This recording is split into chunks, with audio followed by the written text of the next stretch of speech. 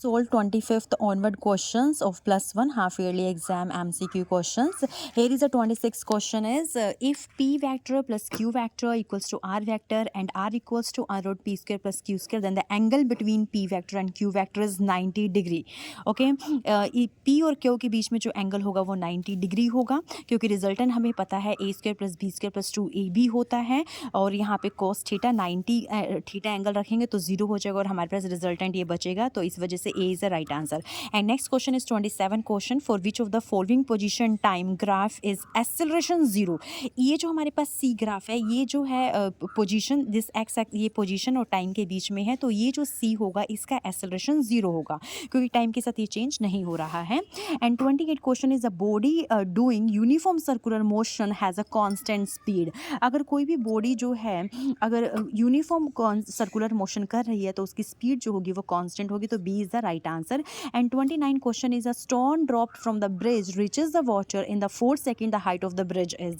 तो ये हमें जो इक्वेशन ऑफ द मोशंस पता है, s is equals to u t plus half a t square. Start u here is the initial velocity, तो इनिशियल वेलोसिटी 0 है, ए को हम जी ले सकते हैं, हाफ जी टी स्क्वायर है, तो जी की वैल्यू 10 है. टी हमें जो है वो टी जो है उसने टाइम जो है 4 सेकंड दे रखा है, टी स्क्वायर है 16, तो इसको सोल्व करेंगे तो हमारे पास क्या आ जाएगा 80 मीटर अप्रोक्स आ जाएगा. तो यहाँ पे जो आंसर होगा C is the right answer, 78.4 metre. 30 question is a 2 dimensional vector makes an angle theta with the X axis, then its X component and Y component will be equal to. Okay, will equal कब होंगे, जब theta की value क्या होगी 45 degree, तो here A is the right answer. And next question is the 31 question.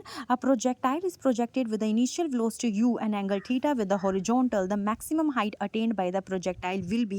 ये हमने class में किया था, डेरिवेशन है, इसका जो आंसर आ जाता है u square sin square theta वो 2g आता है, तो a is the right answer.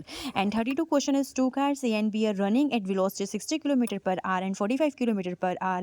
What is the relative velocity of the car A with respect to the B if both are moving eastward? तो 15 kilometre word आ जाएगा हमारे पास, जो 15 kilo, here is a B is the right answer. And next question is 33 question, which of the following is not a force, impulse is not a force.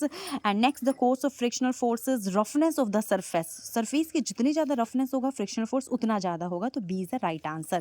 35th question is an object is in a perfect balance on an inclined plane. If the coefficient of friction is mu, then the maximum inclination angle of the inclined plane with the horizontal will be. ये हमने class में derivation कर रखी है कि जो maximum जो हमारे पास हॉरिजॉन्टल होगा, इंक्लाइन प्लेन जो होगा वो हॉरिजॉन्टल के साथ वो tan इनवर्स म्यू होगा, तो D is the right answer. And next question is 36 question. 36 question is here, which frictional force is the lowest? Rolling friction. This rolling friction is the lowest. This rolling friction is the lowest friction. Okay. And next is a 37 question. 37 question, the relation f vector equals to ma vector is not valid. Mass depends on time. D is the right answer. And next question is 38 question. 38 question is this: the direction of force is always along the velocity. The direction of the direction of the force is always along the velocity. Here is the right answer. And next question is the 39 question. An object falling free towards the earth has both kinetic and potential energy. C is the right answer. And next question is a 40 question.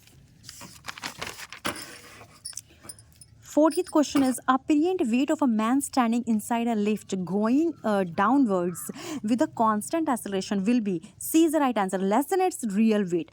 अगर कोई भी इंसान lift में नीचे की तरफ जा रहा है तो उसका जो रियल वेट होगा उससे उसको कम फील होगा, लेकिन अगर वही वो अपवर्ड की तरफ जा रहा है तो उसको अपना जो रियल वेट होगा उससे उसका अपना वेट जो है वो ज़्यादा होगा, क्योंकि उसमें ऐड होता है. इसलिए जब कोई भी इंसान ऊपर की तरफ जा रहा है तो उसके रियल वेट से उसको ज़्यादा फील होगा.